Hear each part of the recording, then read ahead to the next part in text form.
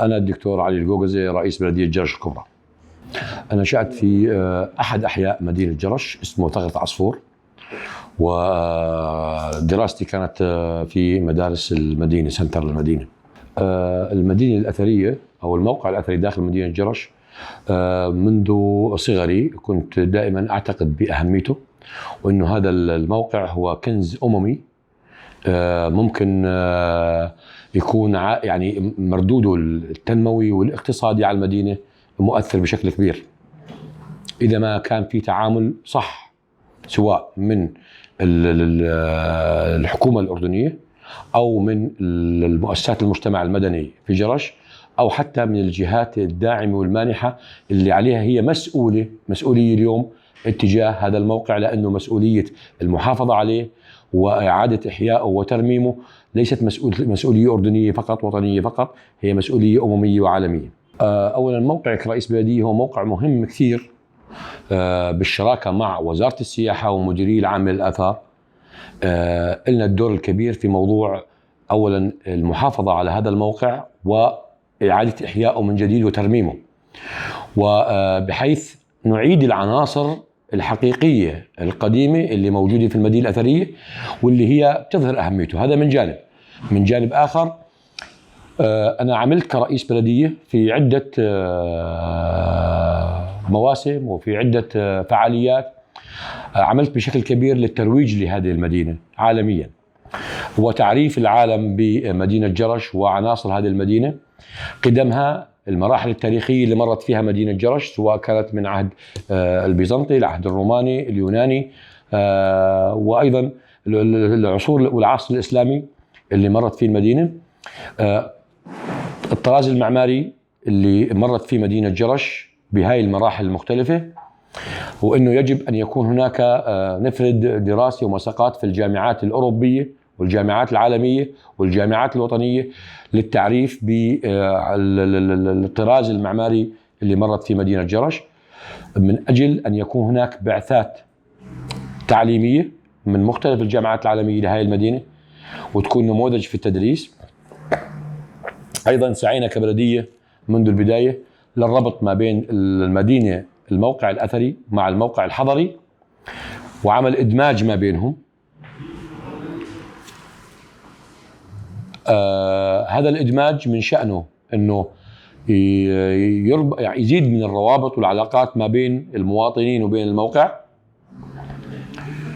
أضيف إلى ذلك إحنا نعمل اليوم على فتح الموقع الأثري. وجهة نظرنا كبلدية أنه يجب أن يكون هذا الموقع الأثري مفتوح، أن تتم إزالة العوائق والأسلاك الشائكة المحيطة بهذا الموقع، بعد أن يتم إيجاد أساليب حماية ومحافظة عليه بطرق مختلفة، كما هو المواقع الأثرية الموجودة في روما وفي كل المدن السياحية في العالم. أيضا أن يتم استثمار هذا الموقع من قبل القطاع الخاص بمهن محددة تتناسب مع طبيعة الموقع وتتناسب مع طبيعة السائح القادم ليطلع على عظم هذه المدينة، بحيث نستفيد من هذا الموقع بخلق فرص عمل جديدة وقطاعات تنموية جديدة للمدينة. اليوم لما بيكون عندي أنا منظومة السياحة في العالم أصبحت اليوم ليست محصورة فقط على موضوع السياحة الأثرية. اليوم السائح يتطلب اليوم أي منطقة بده يروح لها أنه يطلع على المواقع الأثرية فيها، ثم يطلع على ثقافة الشعوب في موضوع الطعام، في موضوع اللبس، في موضوع الفعاليات، الممارسات اليومية اللي بيعيشوها الشعوب. وبالتالي ربط المدينة القديمة بالحضرية هذا يؤمن شمولية الملف السياحي في جرش، انه دمج الموقع الاثري مع المدينة الحضرية بيخلي السائح يشوف الموقع الاثري ومن ثم ينتقل مباشرة للجانب الحضري، ويخلق نوع من التفاعل الثقافي ما بين السائح وما بين القطاع التجاري. هذا تفاعل اقتصادي، ايضا تفاعل ثقافي من خلال ثقافة الناس بالطعام وثقافة الناس باللبس، بفعالياتنا الفلكلورية والتقليدية، أيضا إرثنا الثقافي في موضوع المنسوجات والسوفينير، وأيضا الأطعمة اللي بنقدمها. هذا كله مردوده أنه السائح وجود الموقع الأثري بيخلق تفاعل اقتصادي كبير، وبالتالي بيأمن مردود سياحي وفرص عمل لأهل المنطقة بشكل كلي. أيضا موضوع المردود الاقتصادي بيجي انه اليوم لما بتطلب مني هذا الوضع والادماج اني أأمن نزل او مكان اقامه للسائح لمده يوم او يومين في جرش، هذا بده ينعكس على اقامه السائح، على انه هناك نفقات راح ينفقها السائح في هاي المدينه، وبالتالي هي بتعود على الاقتصاد المحلي للمدينه بشكل كويس ومردود على الناس جميعا، سواء ايدي عامله، سواء المحلات التجاريه، سواء المطاعم، الكافي شوبات، كل البقالات، كل المستلزمات اللي ممكن، محلات السوفينير اللي عاملين في قطاع السياحه راح يعود عليهم بمردود كويس.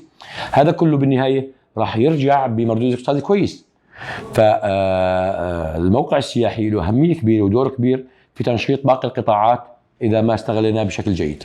اول شيء احنا من خلال بالشراكه مع السياحه ومع الاثار سابقا قدرنا نخطو خطوه اولى من خلال المواسم اللي بنقيمها، سواء في مهرجان جرش او مهرجان اللبنه او مهرجان المونه. هذه كلها بنستغل الموقع الاثري انه احنا بنعرض بعض المنتجات المحليه، وبندخل كثير من عناصر المجتمع المحلي على الموقع بشكل مؤقت ليعرضوا منتجاتهم، سواء كانت في المنتج المحلي كاطعمه، منتجات غذائيه، سوفينير، كل المنسوجات، كل ما يتعلق بالهويه الثقافيه الجرشيه بنعرضه في الموقع. اضيف الى ذلك نقطة كثير مهمة، انه هو تحدث عن موضوع انه كيف السائح بتطلب انه يلاقي موجودات جرشية في الموقع. احنا اليوم لما بنعرض فرص استثمارية، الاستثمار في الفنادق والنزل في جرش هو سيكون خادم للاقتصاد الوطني ولتشجيع السياحة أكثر من لما يكون السكن في عمان أو الفندق في عمان. اليوم النزل السياحي والفندق في جرش راح يكون كلفه أقل بكثير مما هو في العاصمة، فيستطيع اليوم السائح أنه يقيم بفندق أو بنزل بجرش ب40 يورو أو 40 دولار، بينما هو بحاجة ل 150 دولار في عمان. هذه راح تشجع السياحة لجرش وتشجع السياحة للأردن، وكثرة السياحة سيعود بمردود اقتصادي أحسن على الاقتصاد الوطني، لأنه اليوم تكاليف الإقامة في عمان هي فعليا أكثر كلفة من جرش بكثير. فاللي بيتحدث اليوم إنه العقبة إنه قرب جرش من عمان، هذه قضية مفهوم عكسي. بالعكس، هو قرب جرش من عمان راح يعطيها ميزة نسبية لجرش مش سلبية.